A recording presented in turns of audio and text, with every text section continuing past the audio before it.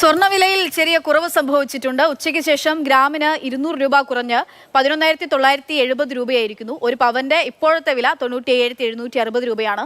രാവിലെ ഗ്രാമിന് 190 രൂപ വർദ്ധിച്ച് 12,170 രൂപയായിരുന്നു. പവന് വില 97,360 രൂപയായും ഉയർന്നിരുന്നു.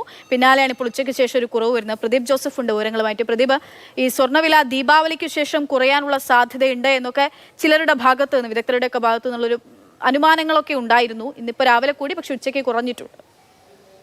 ആഗോള വിപണിയിൽ ഉണ്ടായിരിക്കുന്ന മാറ്റങ്ങളുടെ ഭാഗമായാണ് ഉച്ചയ്ക്ക് ശേഷം സ്വർണ്ണ വിപണിയിൽ നേരിയ വിലക്കുറവ് അനുഭവപ്പെട്ടത്. ഇന്നിപ്പോൾ ദീപാവലിയുമായി ബന്ധപ്പെട്ട് ഓഹരി വിപണിയിൽ മുഹൂർത്ത വ്യാപാരം നടന്നു. ആ മുഹൂർത്ത വ്യാപാര സമയത്തും വിപണിയിൽ ആദ്യം ഒരു പോസിറ്റീവ് ട്രെൻഡ് കാണിച്ചുവെങ്കിലും വീണ്ടും അല്പം താഴേക്ക് പോകുന്ന സാഹചര്യമായിരുന്നു. ഇതൊക്കെ സ്വർണ്ണവില കുറയാൻ കാരണമായിട്ടുണ്ട്.